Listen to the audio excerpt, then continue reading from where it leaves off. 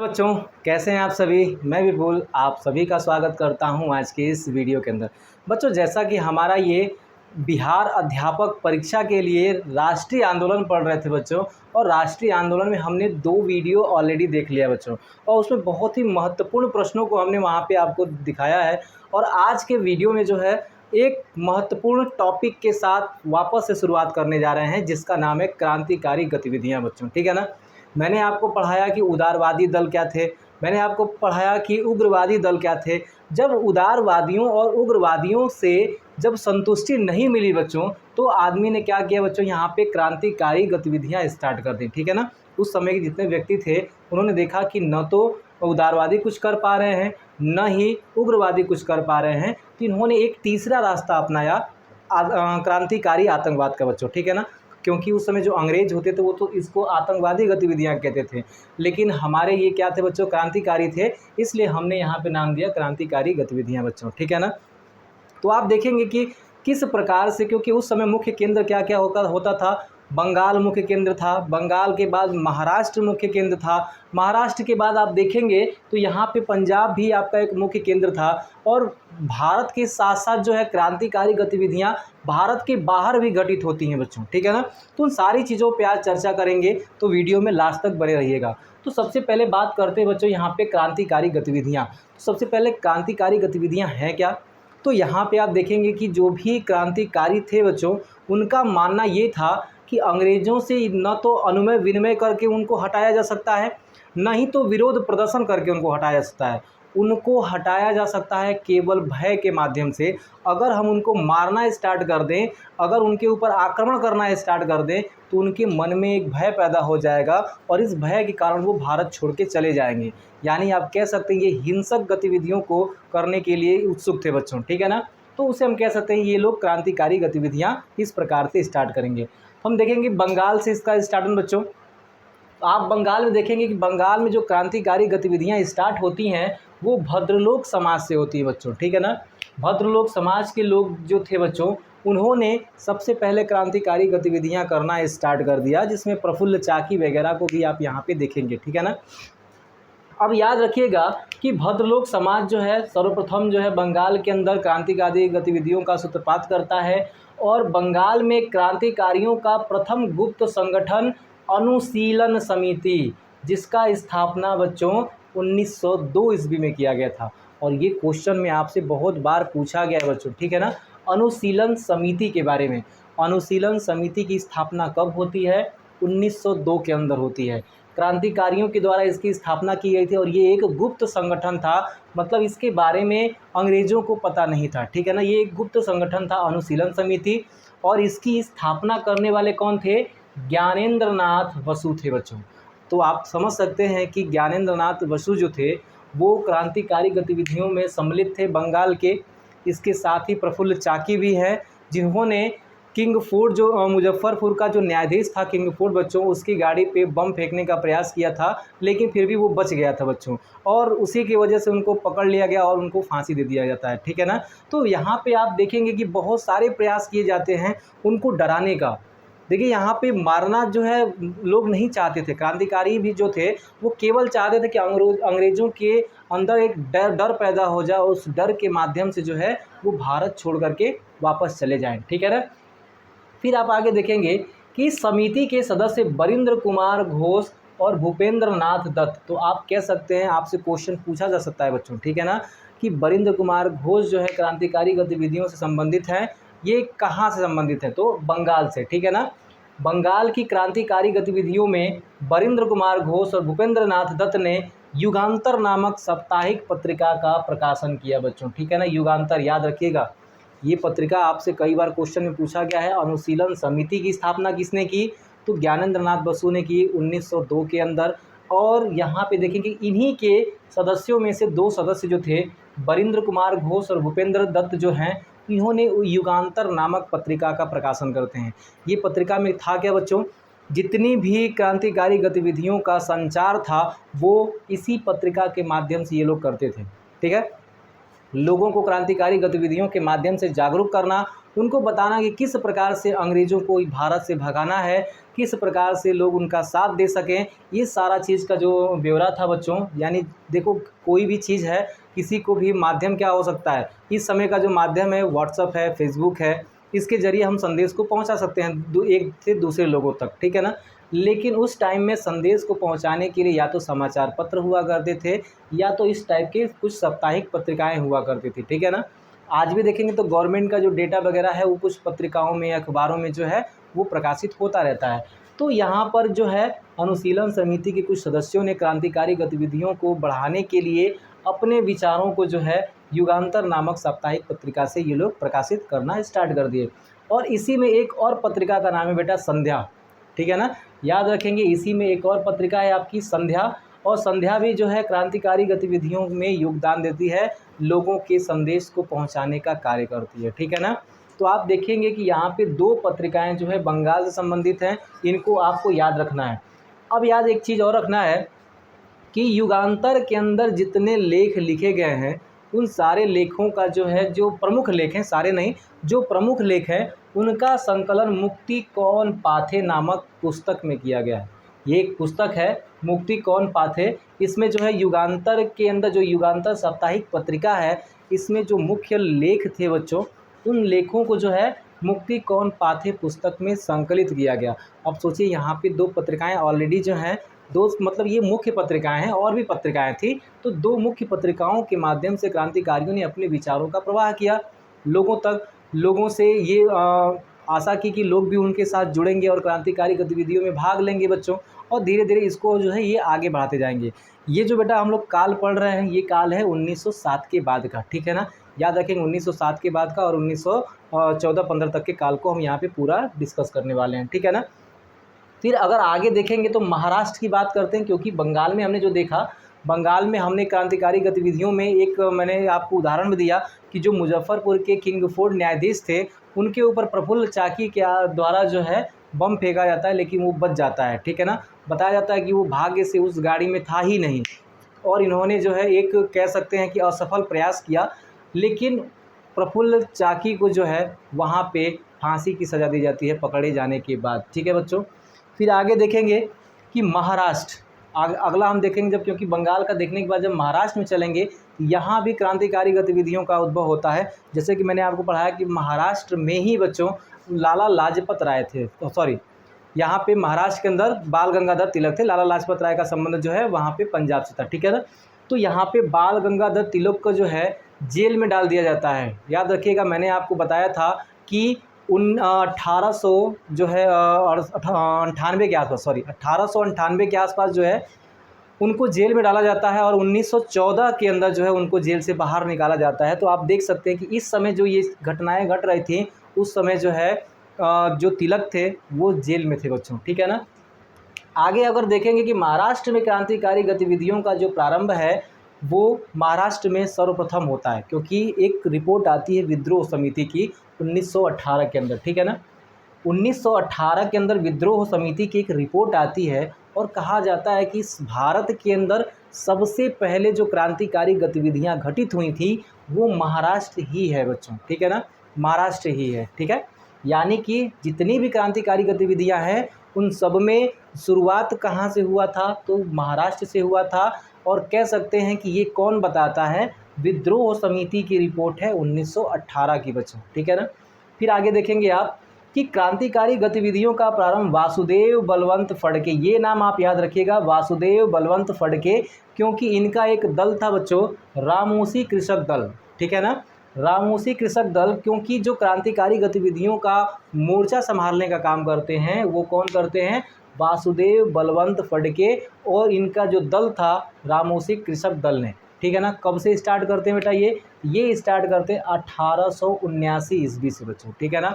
1879 ईस्वी से रामोसी कृषक दल किसका है, आपसे क्वेश्चन पूछ सकता है, वासुदेव बलवंत फड़के का है। वहाँ महाराष्ट्र में जो है गतिविधियाँ कब से स्टार्ट होती हैं क्रांतिकारी, तो 1800 यहाँ पे 79 से स्टार्ट होती हैं। और भारत में सबसे पहले क्रांतिकारी गतिविधियाँ कहाँ स्टार्ट हुई थी, वो भी महाराष्ट्र में ही है। क्यों, क्योंकि विद्रोह समिति की रिपोर्ट हमें बताती है, ठीक है बच्चों। चलते हैं आगे, फिर देखेंगे विनायक दामोदर सावरकर एवं गणेश दामोदर सावरकर ने जो है 1899 में मित्र मेला, याद रखिएगा मित्र मेला जो है ये गुप्त सभा है बच्चों, मित्र मेला का गठन किया था। ठीक है ना, मित्र मेला का गठन किसने किया था, क्वेश्चन पूछा जा सकता है। तो बीडी सावरकर और उनके भाई जो थे जीडी सावरकर ने क्या किया था बेटा, मित्र मेला का यहाँ पे प्रादुर्भाव किया था। ठीक है ना, और इसी मित्र मेला के द्वारा, ठीक है ना, इसी मित्र मेला के द्वारा बच्चों 1904 ईस्वी में अभिनव भारत की स्थापना होती है। बेटा याद रखिएगा, अभिनव भारत एक बहुत बड़ी संस्था है जो कि आपसे एग्जामों में पूछा जा सकता है। ठीक है बच्चों, अभिनव भारत के नाम से। आगे चलते हैं, हम देखेंगे यहाँ पे पंजाब के अंदर मैंने बताया था कि किस प्रकार से महाराष्ट्र के अंदर बच्चों बाल गंगाधर तिलक थे बच्चों, लेकिन वो इस समय जेल में थे। इसलिए यहाँ पे जो काम किया जा रहा है किसके द्वारा, वासुदेव बलवंत फड़के के द्वारा। ठीक है ना, वो एक उग्रवादी नेता थे और यहाँ पे चल रहा है चरण क्रांतिकारियों का। ठीक है ना, उग्रवादियों में और क्रांतिकारियों में जो एक बड़ा अंतर था वो ये था बच्चों कि उग्रवादी अभी भी जो थे वो भले ही अंग्रेज़ों के विरोध में खड़े हो रहे थे, विरोध कर रहे थे, याद रखिएगा अंग्रेज़ों का वो विरोध करते थे लेकिन हिंसक घटनाएं नहीं करते थे। लेकिन ये जो क्रांतिकारी हैं बच्चों, ये सिर्फ विरोध ही नहीं, ये हिंसक घटनाएं भी कर देते हैं, बम फेंक देना, उनको मार देना। ठीक है ना, ये सारी चीज़ अगर आप देखेंगे प्लेग समिति का प्रधान जो था बच्चों, प्लेग समिति का जो प्रधान था यहाँ पे, क्योंकि उस समय आप देखेंगे प्लेग फैल चुका था, प्लेग समिति के प्रधान को भी मार देते, जो प्लेग समिति का प्रमुख रहता है बच्चों उसको भी यहाँ पे मार दिया जाता है। ठीक है ना, महाराष्ट्र के अंदर। ठीक है, और यहीं पे क्रांतिकारी गतिविधियों के लिए गणपति उत्सव भी है जिससे कि बहुत लोग उसमें शामिल होते हैं, शिवाजी उत्सव है। इस वजह से जो है इन सारी गतिविधियों को ये लोग आगे बढ़ाने का काम करते हैं। ठीक है ना, फिर जब आगे देखेंगे पंजाब के अंदर, तो पंजाब में आप देखेंगे कि मुख्यतः 2 लोगों ने मोर्चा संभाला। ठीक है ना, और भी लोग थे, मुख्यतः 2 लोगों ने, लाला लाजपत राय और अजीत सिंह ने क्रांतिकारी गतिविधियों का मोर्चा संभाला।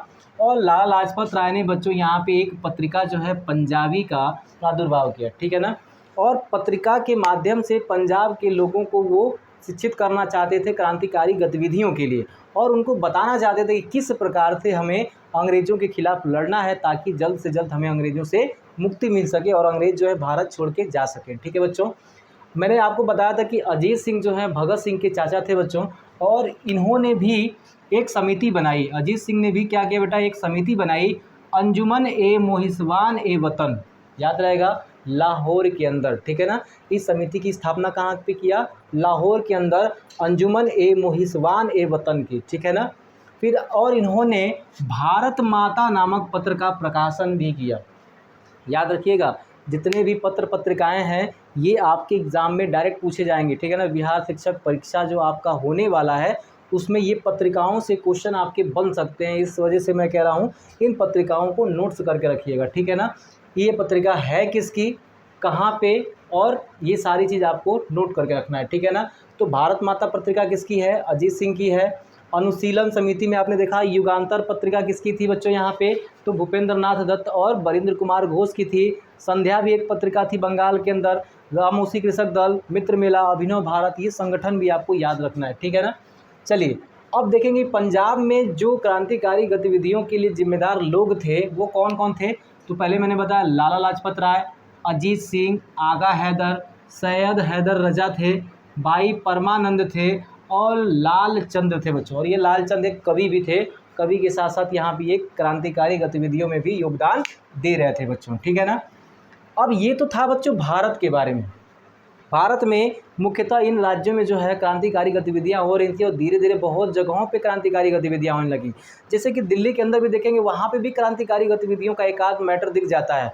जब जो लॉर्ड हार्डिंग था उसके ऊपर 1912 में बच्चों बम फेंका जाता है, लॉर्ड हार्डिंग के ऊपर, जिसमें कि सचिन सन्याल जी ने भी क्या किया था, उसमें एक मुख्य भूमिका निभाई थी, लेकिन वहाँ पे वो भी बच जाता है बच्चों। ठीक है ना, लॉर्ड हार्डिंग जो वायसराय था, बचने के बाद वहाँ पे लगभग 13 लोगों को बच्चों पकड़ा जाता है। 13 या बहुत लोग भी हो सकते हैं, क्योंकि कहा जाता है कि वहाँ पे संख्या जो है थोड़ा सा वो अभी क्लियर नहीं है, लेकिन बहुत सारी किताबें कहती हैं कि 13 लोगों को पकड़ा गया। उनमें से कुछ लोगों को निर्वासित कर दिया गया देश से, कुछ लोगों को फांसी की सज़ा दे दी गई बच्चों। ठीक है ना, अब आगे चलेंगे तो विदेशों में क्रांतिकारी गतिविधियों का संचालन भी होता है। तो सबसे पहले देखेंगे इंग्लैंड के अंदर, क्योंकि इंग्लैंड का ही हमारे ऊपर क्या था, शासन था, ब्रिटेन का ही हमारे पास शासन था। और इंग्लैंड में जो है बहुत सारे लोग रहते थे भारतीय, जिसमें से एक श्यामाजी कृष्ण वर्मा, बीडी सावरकर, मदन लाल ढींगरा आदि जो थे वहाँ पे क्रांतिकारी गतिविधियों के लिए जिम्मेदार थे बच्चों, ठीक है ना।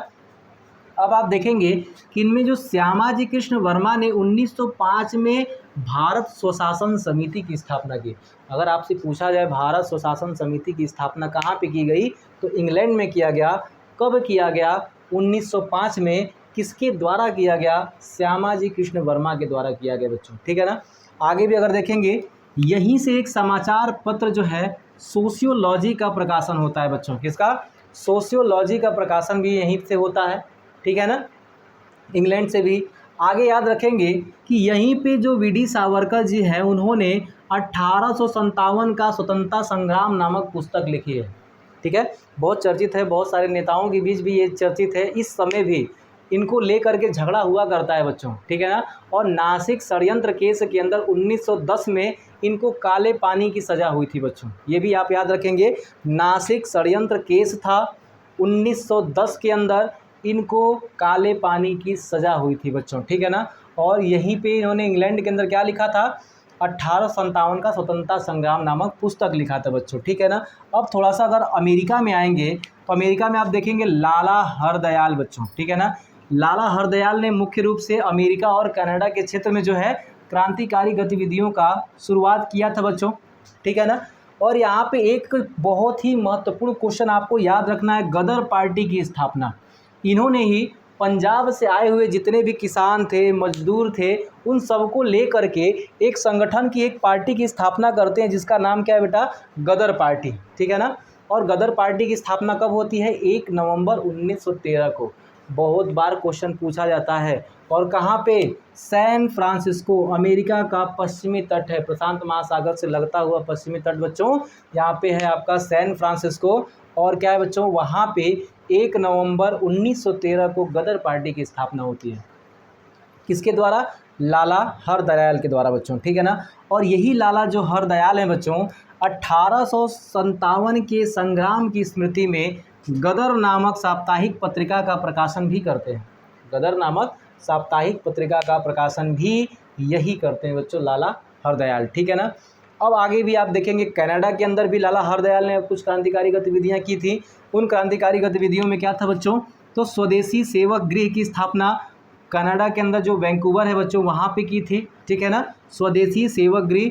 और सिएटल में जो है, कनाडा के अंदर जो सिएटल शहर था, उसमें यूनाइटेड इंडिया हाउस की स्थापना की गई थी।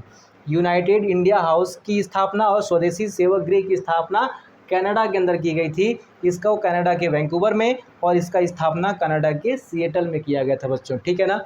और आगे जब फ्रांस में आएंगे, तो फ्रांस में भी देखेंगे बच्चों की श्री SR राणा, श्रीमती भीकाजी रुस्तम, ये दो नाम आपको याद रखना है। श्री SR राणा और श्री भीकाजी जो रुस्तम हैं, वे क्रांतिकारी गतिविधियों का सूत्रपात कहाँ करती हैं? फ्रांस के अंदर, ठीक है ना।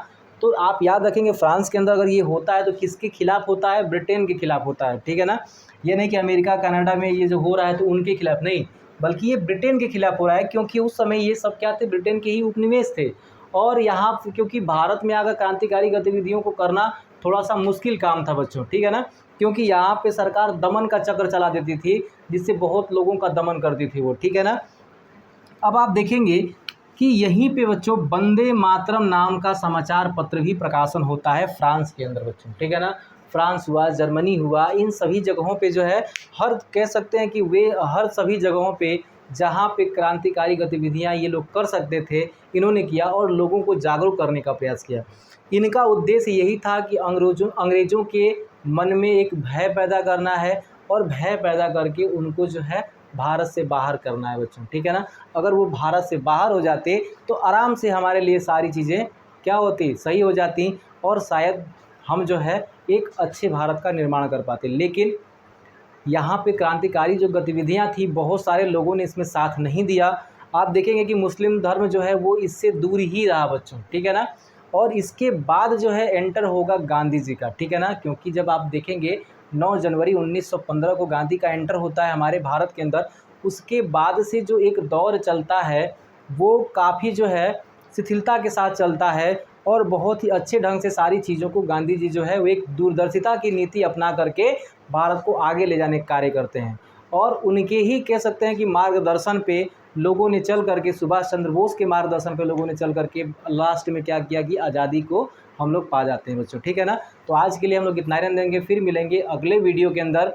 और अगला वीडियो में जो है इसके आगे की जो घटनाएं होंगी जो आपके एग्ज़ाम में पूछा जा सकता है बच्चों, उन सारी घटनाओं के साथ हम यहाँ पर उपस्थित होंगे। तो आज के लिए बच्चों इतना ही। जय हिंद।